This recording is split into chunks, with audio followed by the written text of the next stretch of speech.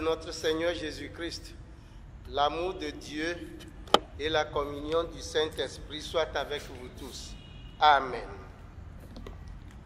Nous chantons debout le numéro 464 du recueil Éveil. La première et la deuxième strophe. Nyadji halafane bla devo enelia pe kuku gbanto kple velia le tsitrenu be mada kpe na Yehowa ɖaa ye maɖe gbeƒã eƒe nyonyo eƒe amenuveve li ɖaa eye eƒe dɔmenyonyo sɔgbɔ.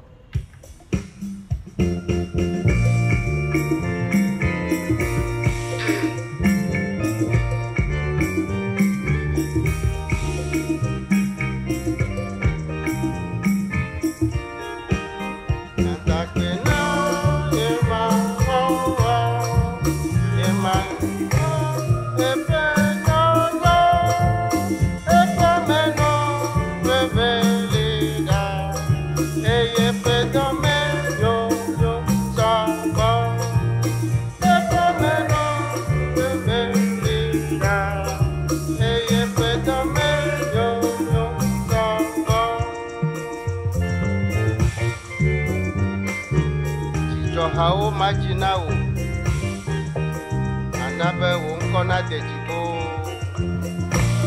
majinao anabe wonkona dejibo yemadege bawo nyonyo wonkona bebe yame kedo yemadege bawo nyonyo wonkona bebe.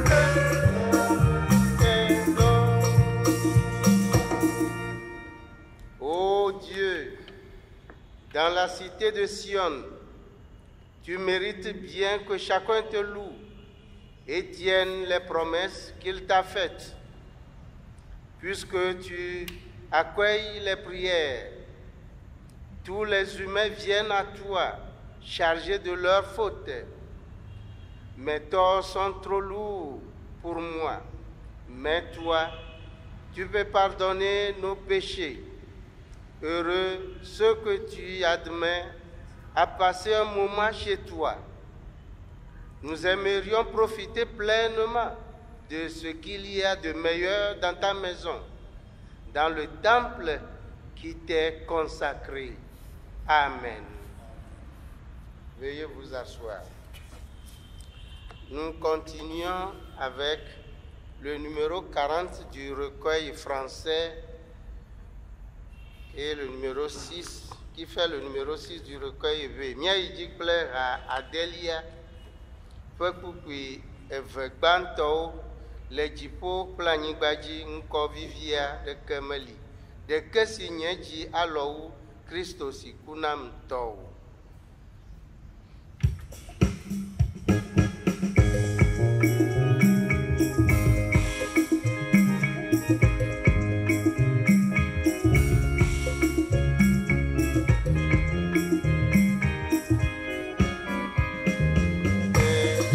Con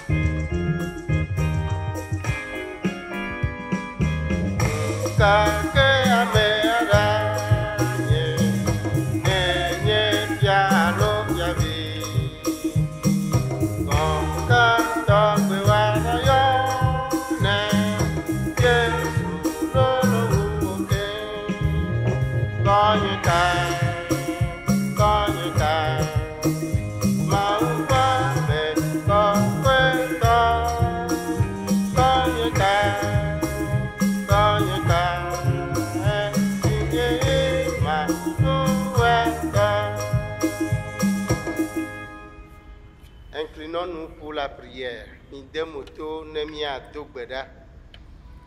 Mawu mia fofo. Dzidzɔmi le ale si negazɔ kwasira ɖeka blibo ƒe mɔkpli mi va yi la ta. Akpe le ale si ne dzɔ mia ŋu le míaƒe dodo kple gbɔgbɔwo me. Kpɔ mía ta le míaƒe dɔwɔƒewo, yra ɖe míaƒe agbagbadzedzewo dzi le kwasira me la ta. Akpe le nu siwo katã nèwɔ na mí le kwasira sia me toto me la ta. Fofo, ke ne míawo míeɖo ŋku ale si míenɔ ɖe wò ɖoɖoawo ŋuti kple ale si míenɔ ɖe mía havi amegbetɔwo ŋuti le kwasira mea, ŋukpea mí le ŋkuwo me. Eya tae míebɔbɔ mía ɖokuiwo ɖe wò afɔ nu le gaƒoƒo sia me. Hele kuku ɖe nɔ be nàtsɔ míaƒe dzidada kple vodadawo ake mí. Míeda vo le tame susu nuƒoƒo nuwɔna kple bubuawo me. Aƒetɔ, wòe nye tsɔtsɔke ƒe Mawu. Eya ta kpɔ mía nublanui. Ne nàtsɔ viwo ƒe ʋu aklɔ mía ŋuti keŋkeŋ ne mía ŋu naɖi. Ne míazu vi dzadzewo le ŋkuwò me le gaƒoƒo sia me. Ame siwo agate ŋu akpɔ gome le wò aƒeme nu nyuiwo me. Gbugbɔ gaɖo mí te ɖe wò amenuveve la me. Ɖe vɔ̃ɖitɔ ƒe nugbeɖoɖo ɖa tso gododo sia ŋuti. Ne wò gbɔgbɔ naɖu mía dzi tso gɔmedzedze va se ɖe nuwu. Le mía Ɖela Yesu Kristo ƒe ŋkɔ me. Amen. Le tsitrenu, míabu míaƒe dzixɔse me aƒu dzi agblɔ be mexɔ Mawu si nye tɔ, ŋusẽ katãtɔ, si wɔ dzi kple anyigba dzi se. Mexɔ Yesu Kristo Mawu ƒe tenuvi, si nye míaƒe tɔ la dzi se. Ame si fofo fɔ tso gbɔ kɔkɔe me. Eye Maria ɖetugbi la dzi. Ame si kpe fu le Pɔntio Pilato te. Eye wohee ɖe ati ŋu, eye woku, eye woɖi. Ame si tsi eƒe, eye wogafɔ tso amekukuwo dome le ŋkeketɔ agbe. Eye wòyi dziƒo, eye wònɔ Mawu etɔ ŋusẽ katãtɔ ƒe nuɖusime. Afi ma woagatso ava, adrɔ̃ ʋɔnu ame gbagbe kple ame kukuwo. Mexɔ gbɔ kɔkɔe dzi se. Kristo hame kɔkɔe ɖeka, si nye ame kɔkɔe ƒe ƒomedodo, nuvɔ keke, ŋutilã ƒe tsitretsitsi kple agbe mavɔ la se. Amen.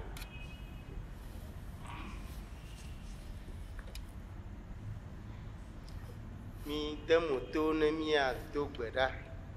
Inclinons-nous pour la prière d'illumination. Notre Seigneur, notre Dieu, nous te disons merci pour cette opportunité que tu nous donnes encore ce matin d'écouter ta parole. Seigneur, purifie-nous par ta parole afin que nous soyons des fils dignes de ton nom. Au nom de ton Fils Jésus-Christ, nous t'avons prié. Amen. Nos deux premiers textes de ce jour sont respectivement tirés, le premier de Genèse chapitre 25 du 19e au 34e verset et épître de Paul aux Romains chapitre 8 du 1er au 11e verset. Míase míaƒe ŋkekea dzi mawunya gbãtɔwo. Gbãtɔ woɖe tso Mose ƒe agbalẽ gbãtɔ me. Tabla vovɔ atɔ̃lia tso ƒukuvi 19 va se ɖe blatɔvɔ 4 dzi. Esau kple Yakob.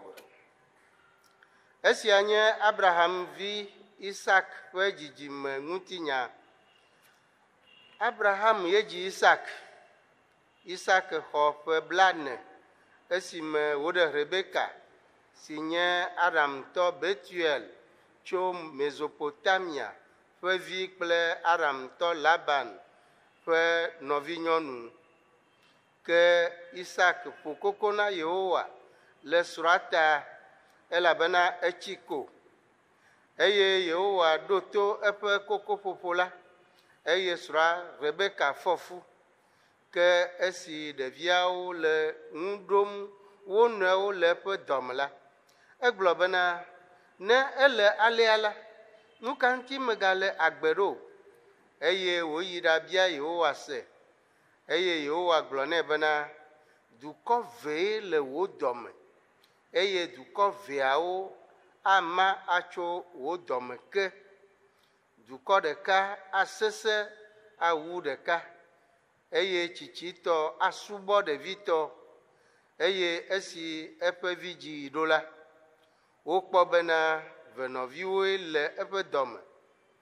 Esi gbãtɔ do la, eŋuti bia hɛ̃ eye fu le eŋu kedzekedze, eya ta woyɔ ƒe ŋkɔ bena Esau.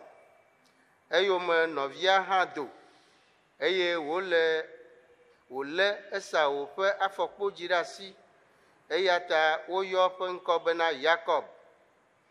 Isak xɔ ƒe 60 eye wodzi wo.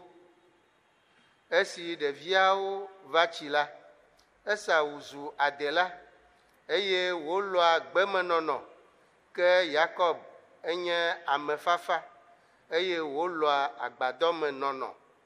Eye Isak lɔa Esau elabena adela vivia enu, ke Rebeka ya lɔa Yakob.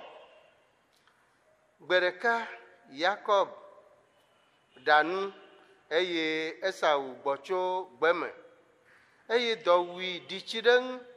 Tete Esau gblɔ na Yakob bena, na nu dzia ɖem maɖu elabena dɔ wum ɖi tsi ɖe ŋunye. Eya ta woyɔ ƒe ŋkɔ be Edom. Yakob ɖo ŋu nɛ be, tsɔ wò ŋgɔgbevinyenye ƒle nam gbã gbɔ. Tete Esau gblɔ be, mele kuku ge tso, nu ka gɔ ŋgɔgbevinyenye awɔ nam?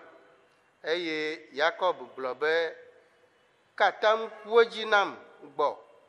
Tete wòkatam nɛ eye wòtsɔ eƒe ŋgɔgbevinyenye ƒle na Yakob.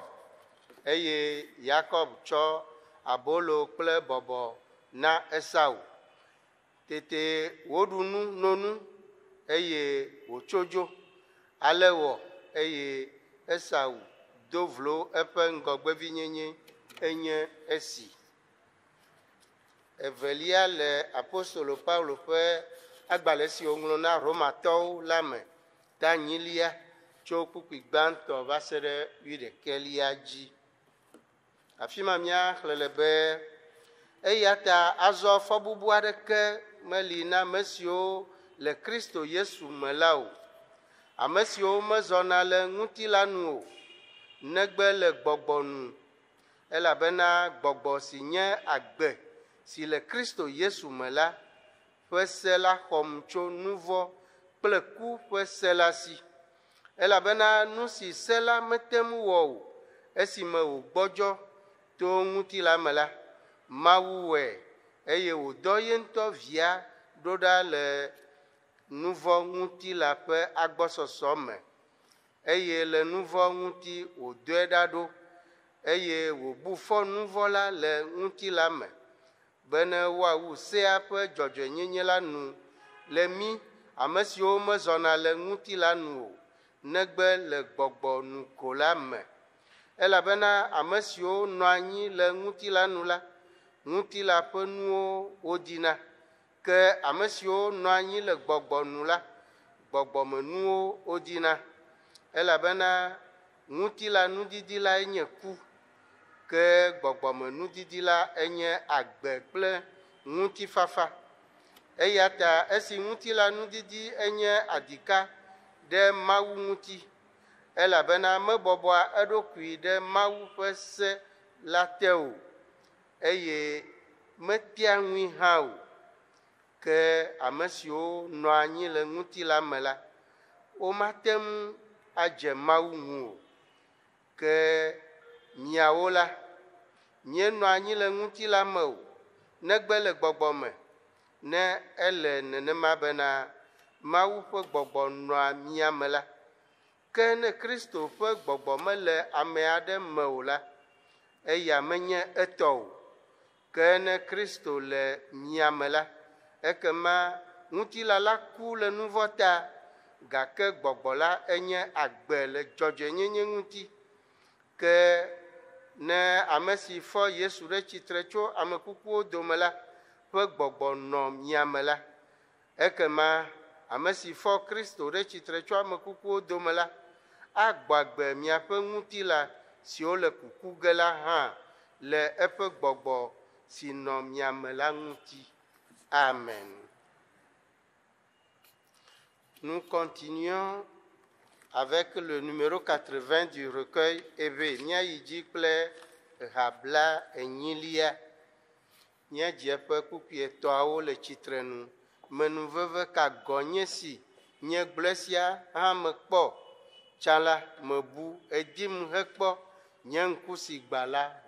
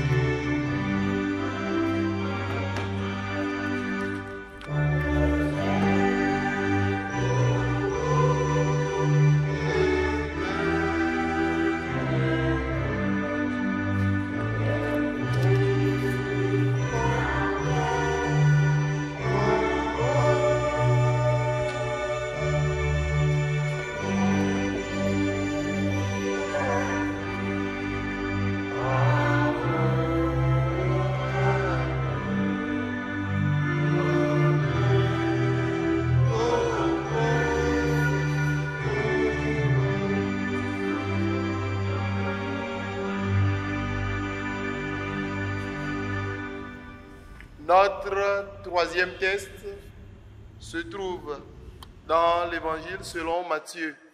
Matthieu chapitre 13, les 9 premiers versets et les versets 18 à 23. Miape maunya etolia ele nyanyuela balesi Matteo ngulene lame.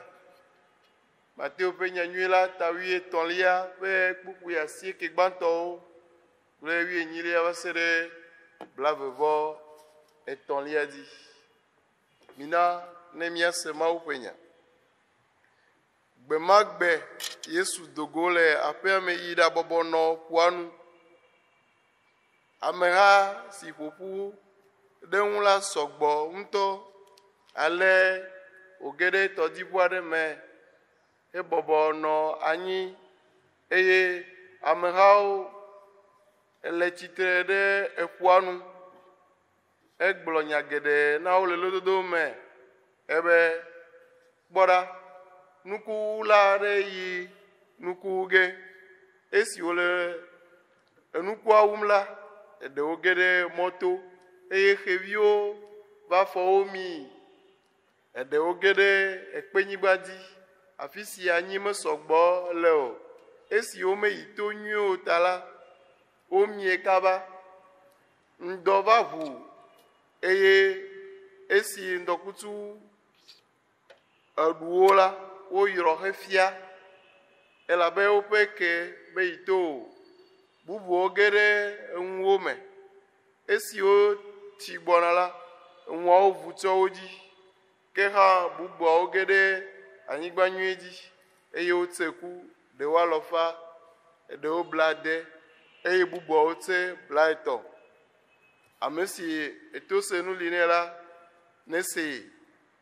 Azɔ mi ɖo to maɖe lododo le nukuwu la ŋuti gɔme miase. Ame sia ame si sea gbeƒãɖeɖe le fiaɖuƒe la ŋuti gake mesea gɔme o la, vɔ̃ɖitɔ la vana eye woha nu si woƒã ɖe eƒe dzime la eye nye nya siwo wu ɖe mɔto la. Nya siwo wu ɖe ekpenyigba dzi la nye ame si se nya la eye woxɔe enumake kple dzidzɔ. Ke meƒo ke ɖe eto le eme o eye menɔ anyi wodidina o le eme o.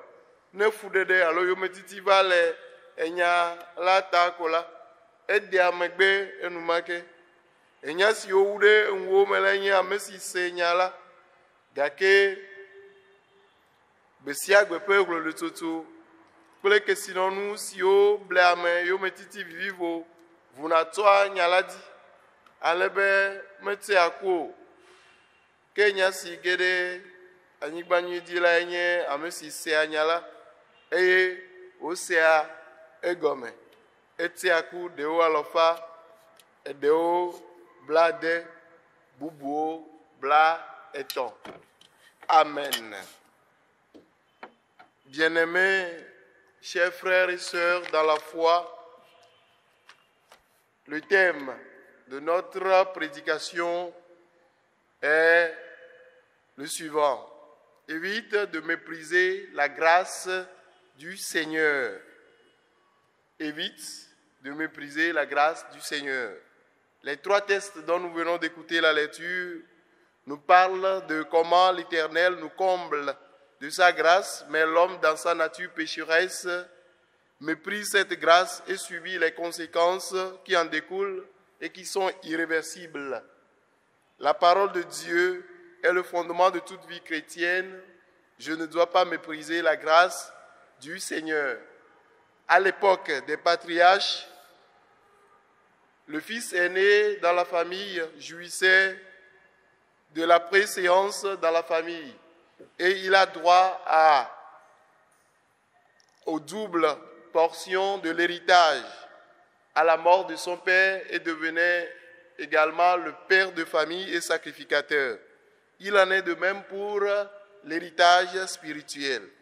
Et Saül manifeste un total mépris des bénédictions spirituelles découlant de ce droit.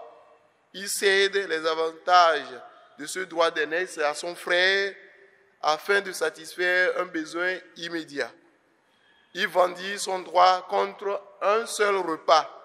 Il agit sous le coup d'une impulsion sans réfléchir aux conséquences à long terme de son acte. Plus tard, voulant obtenir la bénédiction, il fut rejeté, quoiqu'il ait sollicité avec les larmes, car il ne peut amener son père à changer de sentiment. Il était considéré alors comme profane selon Hébreux 12, versets 16 à 17.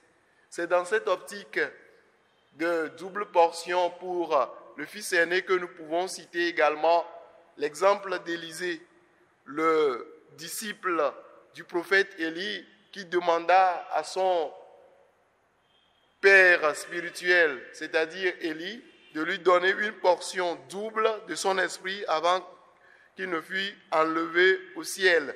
Ce qui fut fait immédiatement après son enlèvement, car ses motivations étaient pures. Contrairement à Élisée, les discussions et débats antérieurs avaient permis à Jacob, le frère d'Ésaü, de juger du peu de valeur qu'Ésaü accordait à son droit d'aînesse qu'il possédait.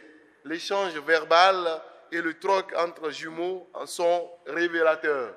La leçon à retenir de ce passage est la suivante. C'est dans la négligence de petites choses que nous négligeons également de grandes choses. Il faut toujours savoir mesurer les conséquences de nos actes. La parole de Dieu a autorité sur ma vie, je dois éviter de mépriser la grâce du Seigneur. Dans l'épître aux Romains, la question qui se posait à l'époque était la suivante. Le croyant doit-il passer toute sa vie sur la terre dans un état de frustration à cause des défaites continuelles dues au péché qui habite en lui, selon Romains 7, 21 à 25, qui est le test du dimanche passé. Deuxième question, n'a-t-il pas à sa disposition une puissance qui lui permette de remporter la victoire?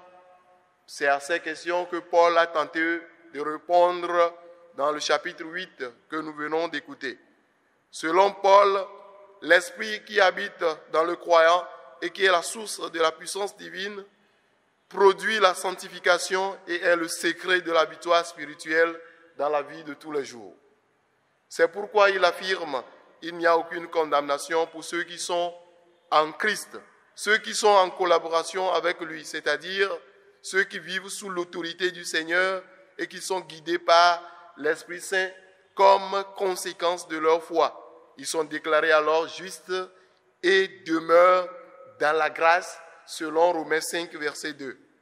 Ils marchent par conséquence, non selon la chair, mais selon l'Esprit. Paul affirme qu'il est impossible d'être affranchi du péché par la loi mosaïque. Elle est sans doute sans force pour libérer du péché. Dieu a cependant accompli la délivrance du péché en envoyant son Fils dans une chair semblable aux chairs du péché. L'affranchissement de la puissance du péché est offert par la mort de notre Seigneur Jésus-Christ, mais par la puissance du Saint-Esprit, nous pouvons la connaître dans notre marche de tous les jours. C'est là où se trouve notre grâce. Tous ceux et celles qui méprisent cette grâce, alors marchent selon la chair, c'est-à-dire ils affectionnent les choses de la chair et auront pour conséquence la mort physique et spirituelle. De l'autre côté, ceux qui vivent selon l'esprit, c'est-à-dire affectionnent les choses spirituelles, auront pour conséquence la vie éternelle et la vie de résurrection et une paix profonde dans le Seigneur. Un incroyant, par exemple, n'affectionne que les choses de la chair et il ne voit que son intérêt personnel et égoïste. Mais celui qui habite et celui qui vit selon l'esprit affectionne les choses spirituelles. Paul l'a bien dit que la chair et l'esprit sont en conflit, selon Galates 5, verset 17. La parole de Dieu produit en nous des fruits. Je dois éviter de mépriser la grâce du Seigneur. Comme Jésus voyait la foule, il commença par expliquer et donner des paraboles. Dans notre péricope du jour, il s'agissait de 4 sols différents, le long du chemin, des endroits pierreux, parmi les épines et la bonne terre. Premièrement, la semence, c'est la parole prêchée par les prophètes, les apôtres, Jean et Jésus lui-même. Lorsque quelqu'un écoute la parole, mais ne comprend pas cette parole, le diable vient enlever la parole qui a été semée. Cet homme a reçu la semence le long du chemin. Ils sont présents en chair, mais leur esprit est ailleurs. La semence dans les endroits pierreux est la personne qui écoute la parole, mais qui y trouve une occasion de chute. Lorsqu'il rencontre des difficultés pour avoir exprimé son intérêt pour la parole, il démissionne tout simplement. Ils disent souvent, je veux faire la volonté du Seigneur, mais à cause de ceci ou ce que celui-ci m'a fait, alors je ne pourrai pas. La semence parmi les épines, c'est des personnes qui sont laissées étouffer par les vicissitudes de la vie, les richesses qui nous emportent souvent et nous éloignent de la volonté du Seigneur. Ils ne sont pas accompagnés d'une véritable foi chrétienne. La parole qui est semée dans la bonne terre donne des résultats durables et produit 160 et 30 fois plus grand que ce qui a été semé. C'est la bonne terre. C'est ceux qui ont la foi c'est ceux qui cultivent ce que nous appelons l'élévation spirituelle dans la foi. Ils cherchent et comprennent la parole du Seigneur. Jésus voudrait simplement dire que la majorité ne recevait pas la bonne nouvelle. Il rejette cette bonne nouvelle sur une minorité qui s'accapare et font l'effort de comprendre. La leçon à retenir, c'est que ceux qui sont la bonne terre, c'est ceux qui sont ouverts. Ceux qui sont dans l'espérance et espérer suppose que l'on persévère malgré les obstacles. Dieu nous a mis sur le chemin et ce chemin nous conduit vers le salut par la grâce en croyant en notre Seigneur et Sauveur Jésus-Christ. Évite de mépriser la grâce du Seigneur. Miape maunya etwawo pe nya ike ole popule menye gbogbo be naga dovlo apeto pe amenuveve maunya ton le nu ƒom na mi tso mau pe amenuveve mti vɔ togbɔ be wotsɔ amenuveve na mia le miaƒe nuvɔ mti la me nɔnɔ ta la mie do avlo amenuvevea eye emetso nuawo ɖe afu na mi le emegbe esi wonye be Mawu nya nye gɔmeɖokpe na míaƒe Kristo gbenɔnɔ ɖe sia ɖe ta la mele nam be magbe ado vlo Mawu ƒe amenuveve o.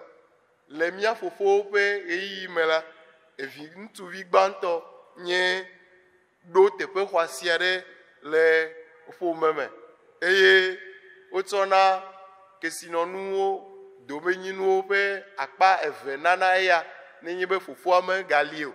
Eye wozuna ƒomedzikpɔla kple ame si ke anye vɔsala ɖe ƒomea teƒe. Nenema ke nye gbɔgbɔmenuwo hã. Enu ya ye Esau mete ŋu wɔ. Le esime ke dɔnɔwu ma etsɔ eƒe ŋgɔgbevinyenye tsɔ dzra na nɔvia Yakob eye woxɔ nuɖuɖu agba ɖeka pɛ ko. Mekpɔ nu si ke wɔna ya ava ƒe metsonuwo ahe vɛ o.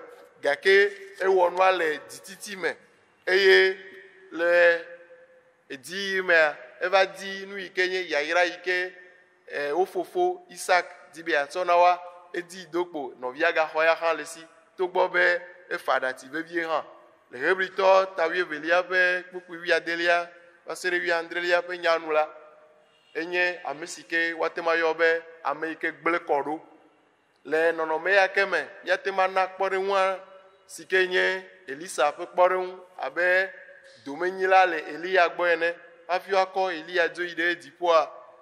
Elisa bia Eliya be netsɔ eƒe gbɔgbɔ yi ke ne le di aƒe teƒe ve nae abe ame si ke nye domenyila ene. Gbɔgbɔ ya mikpɔe be eva Elisa di le nyateƒe me esime ke wokɔ yi dziƒo elabe yeƒe taɖodzinuwo kple woƒe susuwoa Mawu da asi ɖe edzi.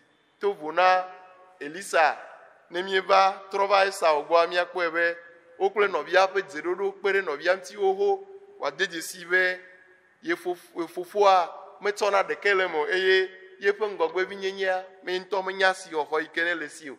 Enu ya wɔ be enuɖuɖu ɖɔliɖɔli kple nya ɖɔliɖɔliwo ɖo kpe wɔna ya dzi.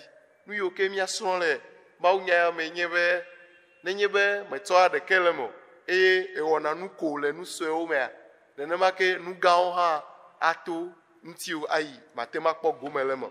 Nu sia nu si ke mi di be miawɔ egbe la miabu tame akpɔ be nu ka wòate ma he bana mi le tsɔ yi ke gbɔna me hafi mianɔ ewɔm. Esi wòzu be Mawu ƒe nya kpɔm se ɖe mia dzi ta la mele na mi be miakpɔ miado vlo Mawu ƒe amenuveve si ke wotsɔ na mia o. Le agbalẽ si Paulo ŋlɔ na Romatɔwo me la enyati gã yi ke nɔ anyi ema yi me nye be ɖe ame yi ke nye kristotɔa anɔ agbe le nublanui me ko abe ame si ke nuvɔ le edzi ɖum eye wòdzana anyi edzi ko enea. Ŋusẽ bubu aɖeke meli yi ke akpe ɖe ŋuti wòate ŋu ɖu nuvɔ dzi oa. Enu yawo ŋutie Paulo ɖo le ta enyilia me esime wòle gbɔgblɔm be fɔbubu aɖeke megali na ame siwo ke le Kristo me la o. Esia gɔme koe nye be ame yi ke le Kristo mea Mawu ƒe nya Yesu Kristo ƒe ɖeɖenya ekpɔm se ɖe dzi. Gbɔgbɔ kɔkɔe trɔ asi le ŋuti eye yeƒe gbe sia gbe gbenɔnɔ la Mawu ƒe gbɔgbɔ kɔkɔe yi ke ne le mea ewɔe be wòate ŋu aɖu dzi ɣe sia ɣi. Nenye be gbɔgbɔ kɔkɔe le dzi ɖum le amea me la, ke ma magazɔ le ŋutilã nu o. Eye ame yi ke zɔna le ŋutilã nu la, ŋutilã ƒe nuwo koe wòsusuna eye ŋutilã ƒe nuwo ko wòdina. Evɔ ame si ke zɔna le gbɔgbɔ me la, gbɔgbɔme nuwo ye wòdina. Paulo ɖe me be míaƒe amegbetɔ nyenye alo se yiwo ke Mose tsɔ na mía makpe ɖe mía ŋuti be míate ŋu aɖu nu vɔ̃ ŋdi o. Eɖe nu vɔ̃ fia mí gake ŋusẽ mele se la si be wòate ŋu aɖu nu vɔ̃ ŋdi o. Nu yi ke ɖeka ɖu nu vɔ̃ ŋdi na mía enye Yesu Kristo ƒe ku le atitsoga ŋuti, eyi ke mee míeto xɔ Mawu ƒe gbɔgbɔ kɔkɔe eye gbɔgbɔ kɔkɔe la wɔe be míezu gbɔgbɔmemewo. Ame siwo ke zɔna le ŋutilã me mea, ŋutilã me nua woƒe metsonua nye eku yi ke nye gbɔgbɔmetɔ kple ŋutilãmetɔ. Gake ame siwo ke zɔna le gbɔgbɔ mea, nu si ke woakpɔ la nye agbemavɔ si ke nye tsitretsitsi ƒe agbe kple nu si ke nye ŋutifafa detotɔ.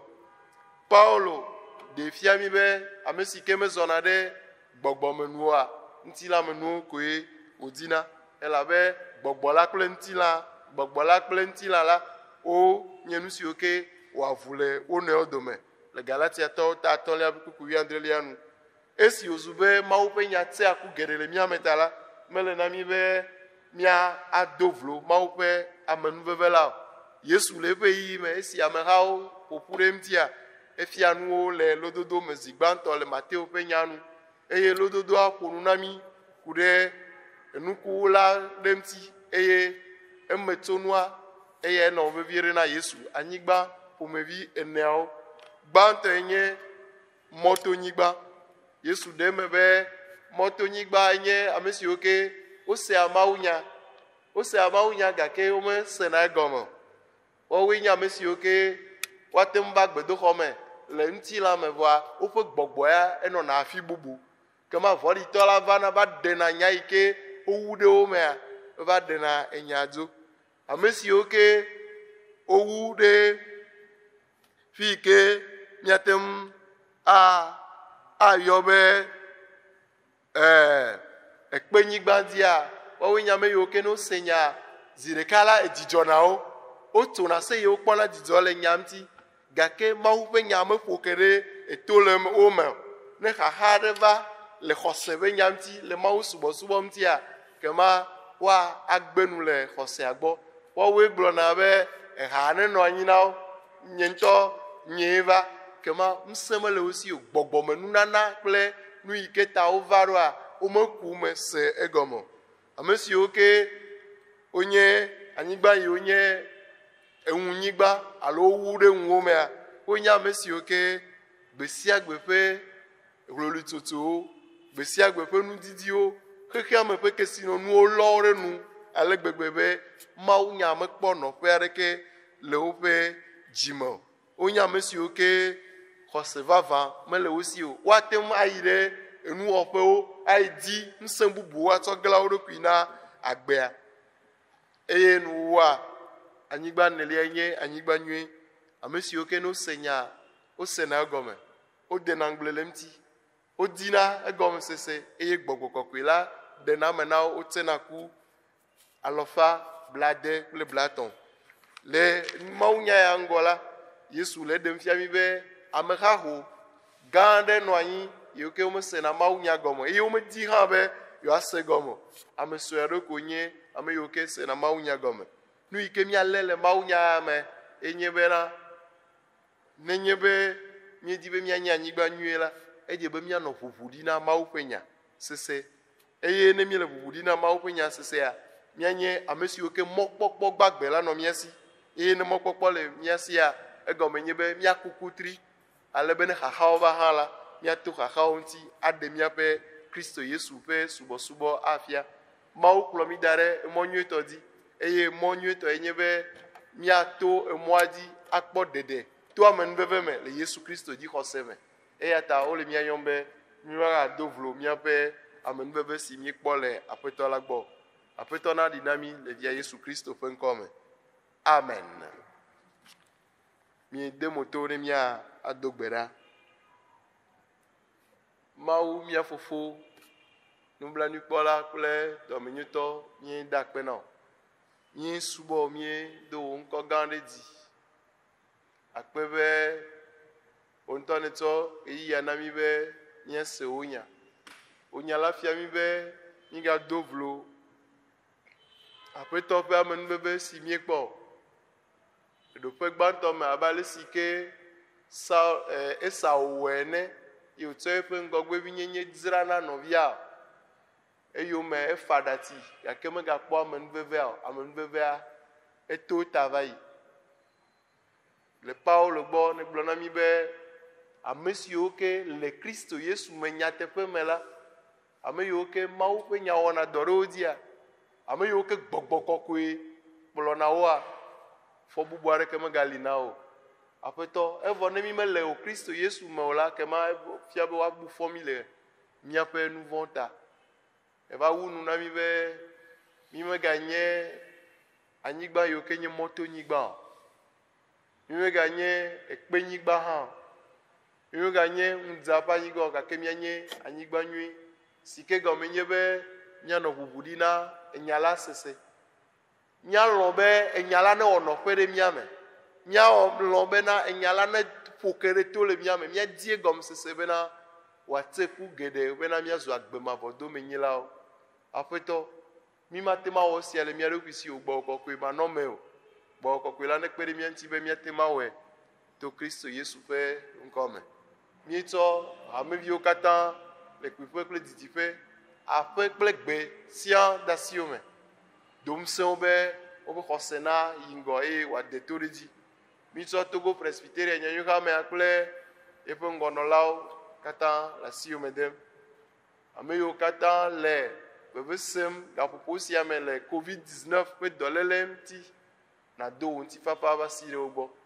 Míenyae be togbɔ be míaƒe gbedoxɔwo gale tutu ɣeyiɣi sia me la, Aƒetɔ, madidimea naɖe mɔ be míaƒu gbedoxɔ eye míate ŋu agava ŋkuwo me agblɔ na wo be dzidzɔ me esi megblɔ nam be mina míayi Yehowa ƒe me.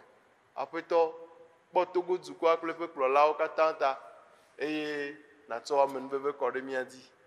Le mía ɖela kple míaƒe avuléla Yesu Kristo ƒe ŋkɔ me mi bia wo siawo katã le. Amen.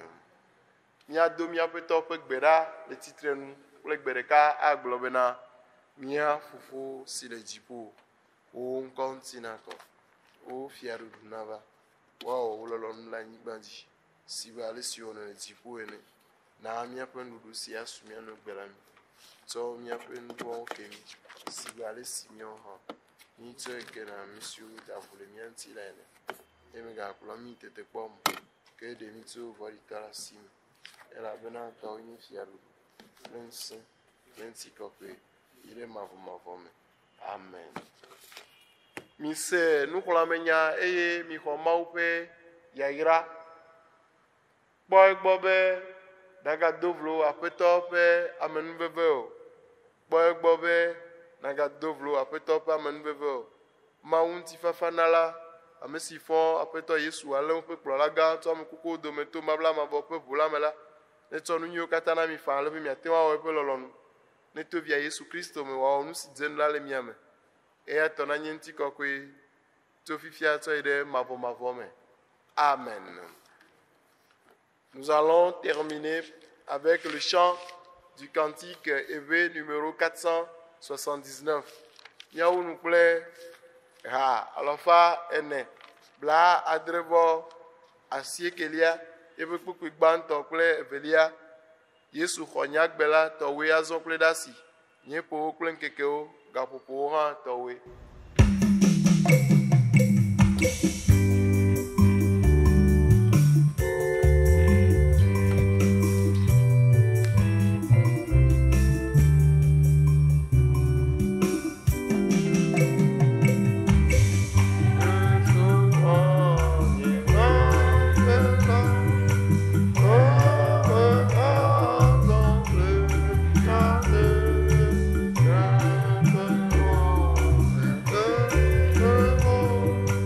Oh